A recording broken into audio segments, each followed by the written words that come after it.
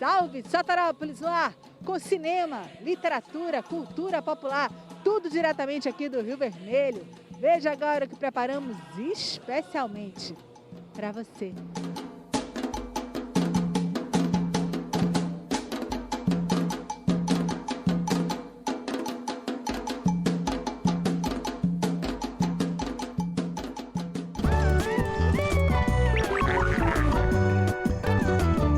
E a gente começa com cinema.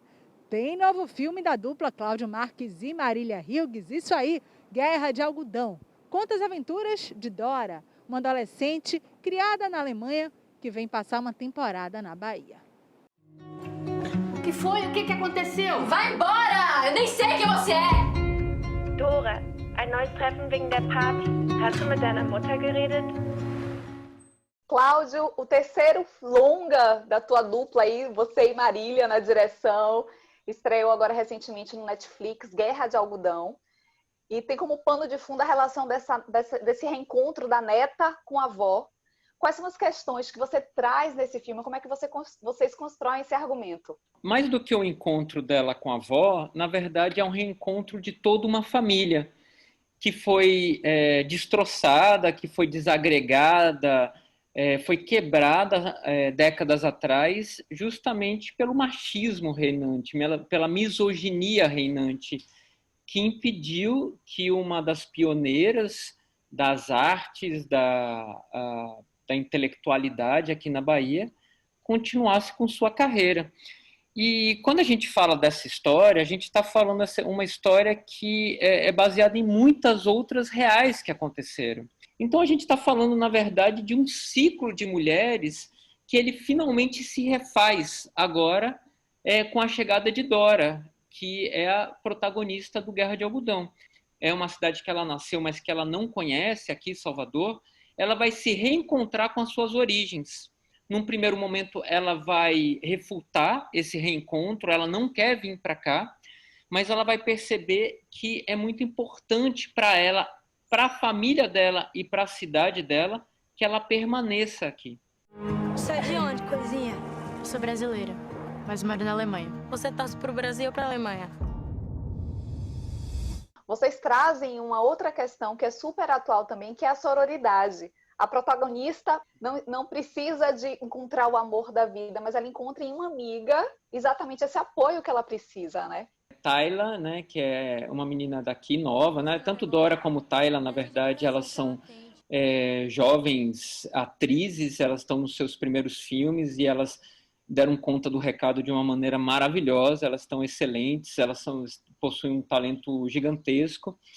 E a Dora, no momento que ela entra em desespero por perceber que ela não vai mais poder voltar para o país que ela quer morar naquele momento e ela não está entendendo o que está acontecendo, ela vai se embrenhar por Salvador, ela foge pelos labirintos de Salvador. E é a cultura afrodescendente que, de alguma maneira, vai acolher através de Tayla e Edivana, que é a mãe, que é a Edivana Carvalho, uma das atrizes mais grandiosas, iluminadas do teatro, da TV e do cinema da Bahia. Você gosta de cuscuz? Prova! E essa protagonista, esse personagem Dora, ela vai se redescobrindo também, vai reencontrando a sua identidade cultural através dessa Salvador que vocês retratam com outro olhar, que não é uma Salvador estereotipada, né? Como é que vocês constroem essa Salvador no filme? É uma pergunta muito forte, porque Salvador ela é uma cidade de muita personalidade, muito sedutora, muito agressiva, muito violenta, e que é filmada muito, o tempo todo, todos os dias. Então, toda vez que um diretor de cinema vai apontar a sua câmera, a gente tem que discutir muito e pensar o quanto que a gente está repetindo um olhar, né? E, de alguma maneira, a gente traz uma Salvador que a gente conhece muito bem. Por exemplo, um dos bairros principais do filme é Santo Antônio, além do Carmo. É um casarão do Santo Antônio. A gente mora aqui no Santo Antônio, a gente mora aqui no centro histórico. São todos livros de uma mesma coleção. Publicamos de todas as pioneiras do teatro e do cinema no Brasil. Falta apenas o da sua avó. A principal plataforma do filme é o Netflix. Mas o filme também já rodou vários festivais, inclusive foi premiado. Como é que tem sido essa repercussão do filme? A estreia dele foi em Montreal, é um dos festivais mais antigos que tem na América do Norte, nas Américas, né? Depois ele foi para Los Angeles, um festival assim muito bem conceituado, foi assim incrível a sessão em Los Angeles, inclusive em Los Angeles todos nós fomos convidados. Eu fui sozinho para Montreal, depois nós todos, nós e a Dora, nós fomos para Los Angeles. Depois ele foi para Atlanta, que a Marília foi uma sessão, foi fantástico o festival. Assim, foram muitos festivais assim pelo mundo. Com certeza é um dos primeiros filmes baianos que está na Netflix. E ele está ganhando uma dimensão muito grande também, uma visibilidade muito grande. Todos os dias eu acordo, eu vejo que tem muitas mensagens, muita gente mandando de vários lugares do país. Algumas pessoas escrevem, olha, que bom que entrou na Netflix, porque aqui não tem sala de cinema. E escreve coisas assim que às vezes nos surpreende muito também, ou seja, esse encontro com o público é muito bom, é muito gratificante. Escreve em português e Iemanjá não fala alemão. Abra um parênteses. Não esqueça que, independente disso, eu não passo de um malandro, de um moleque do Brasil. E do cinema a gente vai agora para a literatura. Aqui na minha companhia, Jorge, Zélia, recebendo as bênçãos. A gente chama O Livro Torturado, nova publicação de Itamar Vieira Júnior, que ganhou vários prêmios importantes, a exemplo do Leia, Jabuti, Oceanos. A gente conversa com esse autor para saber um pouco mais sobre esse belo e comovente romance.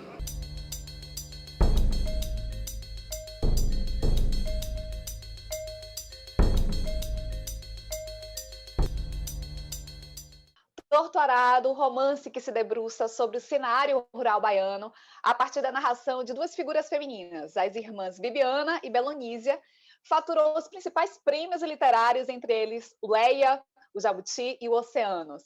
Itamar, você começou a esboçar Torturado há mais de 2 décadas, quando tinha apenas 16 anos, né? Como é que se dá a relação deste então adolescente com a literatura e quais foram as suas referências e as suas inspirações para retratar a realidade nordestina?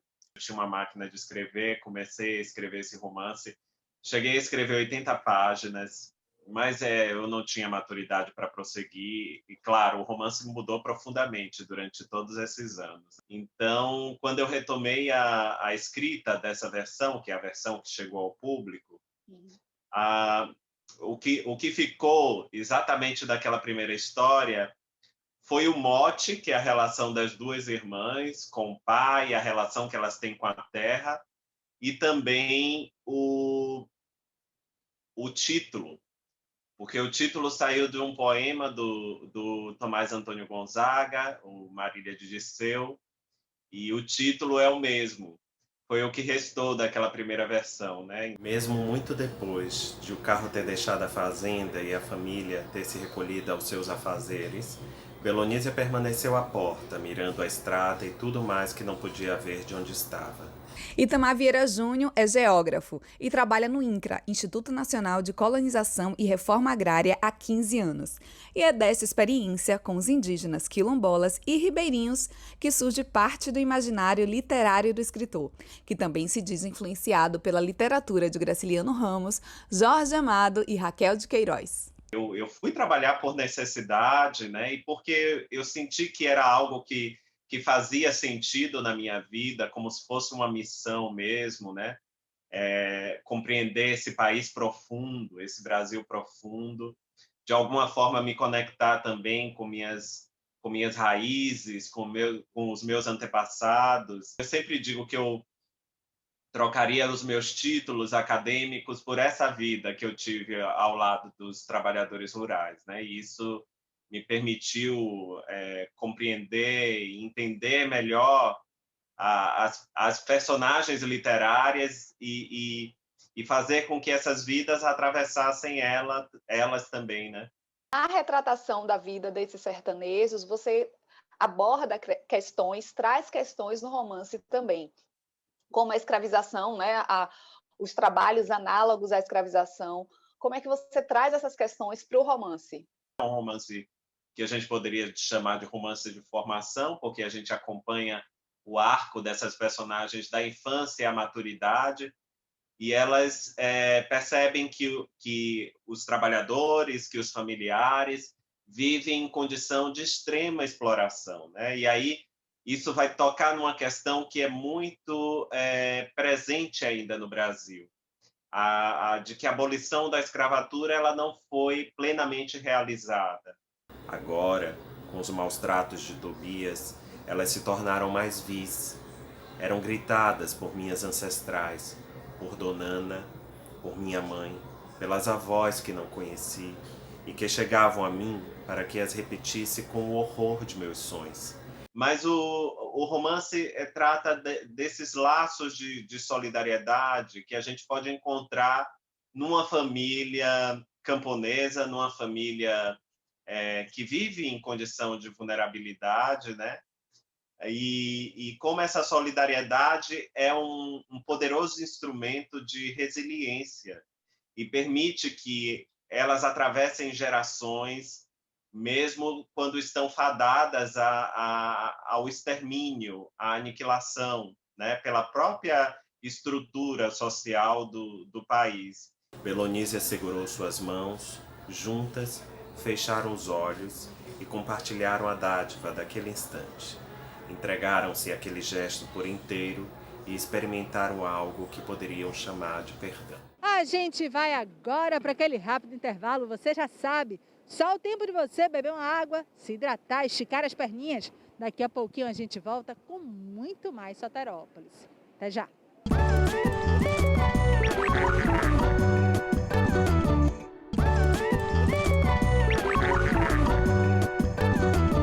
Estamos de volta com Soterópolis e agora é hora da gente conhecer o livro A Rainha do Mar. Quem é Iemanjá? No imaginário dos pescadores do Rio Vermelho.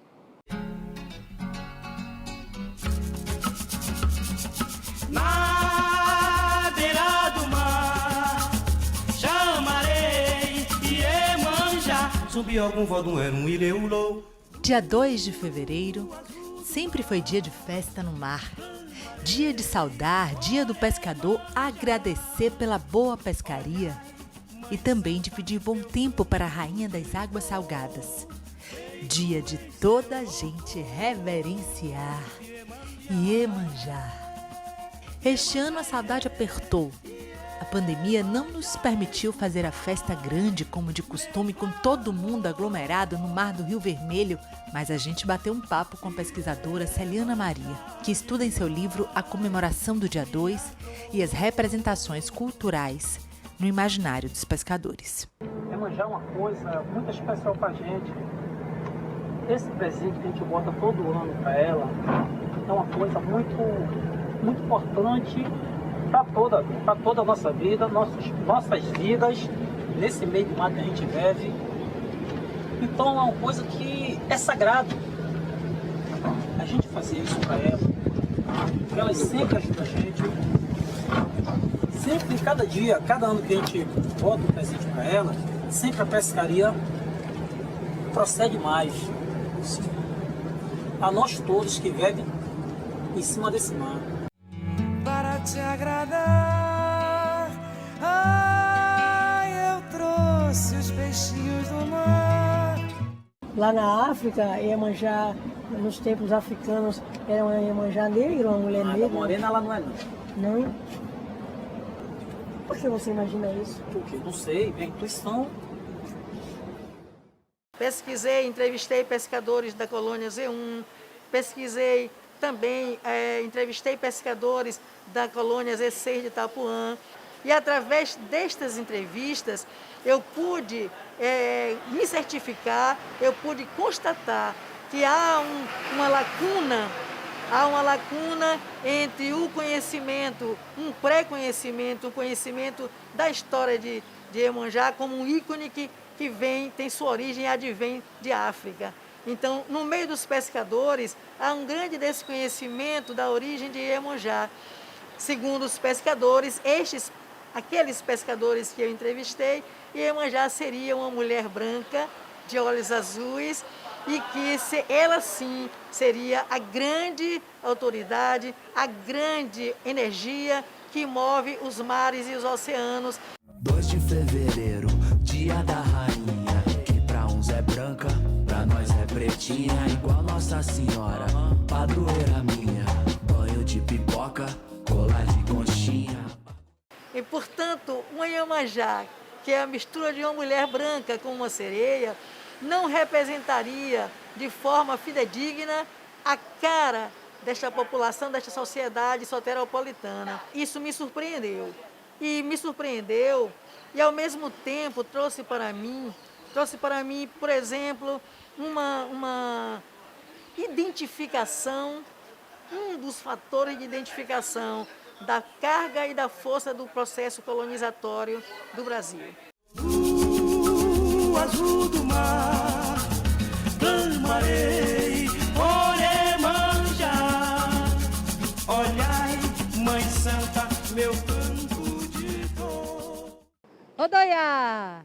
A festa de Iemanjá é muito importante para todo o povo da Bahia. Inspira muitos artistas e também pesquisadores, como a gente acabou de acompanhar na reportagem com a Celiana Maria, mas tem filme também. A cineasta Fabiola Aquino lança um novo olhar sobre o tema no documentário A Festa de Iemanjá.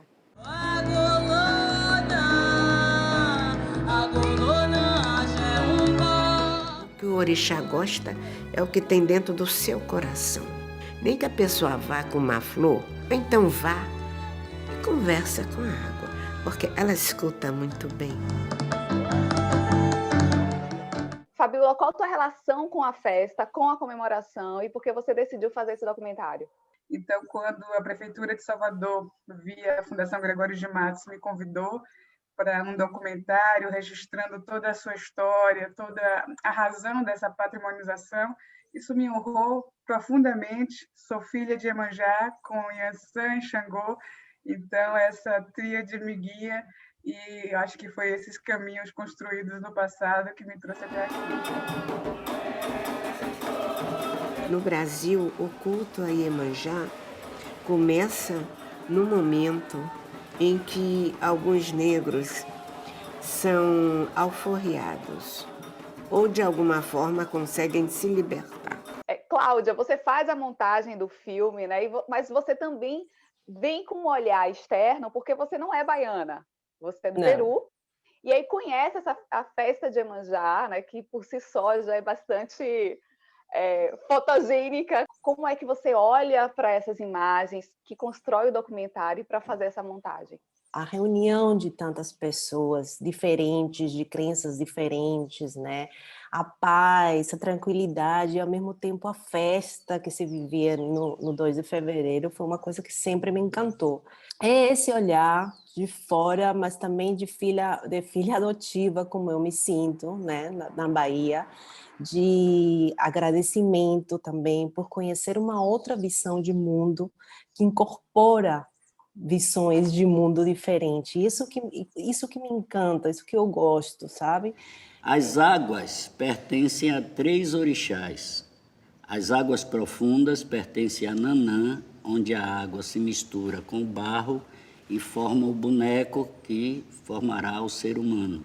O segundo orixá, de baixo para cima, seria Iemanjá. Iemanjá seria a dona de todas as águas intermediárias. E o espelho da água, a superfície da água, pertence a Oxum. São 3 rainhas que dominam as águas.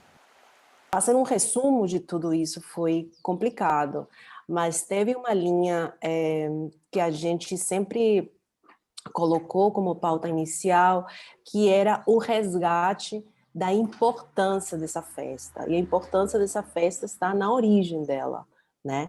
Que é uma origem nos pescadores, que é uma origem no candomblé. É a dona dessas águas, desses mares, muitas águas que tem aí, e ela é dona de tudo. Então ela leva a gente para o mar e traz em paz. Nosso interesse é exatamente esse, findar com a intolerância religiosa no mundo. Queremos pouco, né? Mas, de fato, a gente traz essa bandeira desde outras produções que a gente se dedica. Então, quando a gente apresenta quem é essa divindade, sua importância na vida das pessoas, a gente não se prende exatamente a uma narrativa mitológica, mas sim o quanto que esse sentimento que é despertado em função do amor a Iemanjá e toda a sua representatividade, seja na sereia, na espuma do mar, né, na onda que quebra na praia, todas essas questões são colocadas como elementos para nos aproximar do divino, da divindade, né? Então, interessa para a gente que o público seja tocado por essa onda de amor. Nossos personagens todos ali apresentados falam desse ponto, né? Partem desse sentimento de amor a Iemanjá e a tudo que está no seu entorno.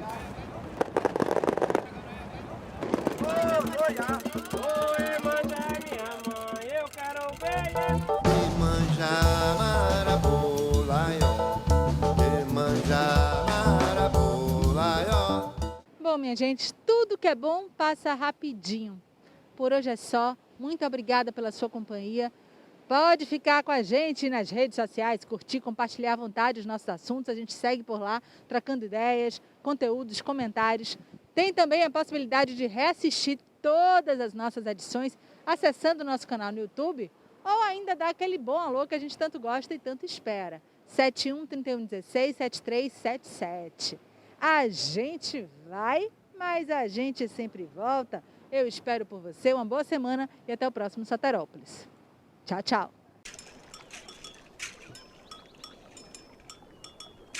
Nossos ancestrais têm história, têm memória, têm lugar. E de onde eles vêm não tem como questionar a cor que brilha na pele da rainha do mar.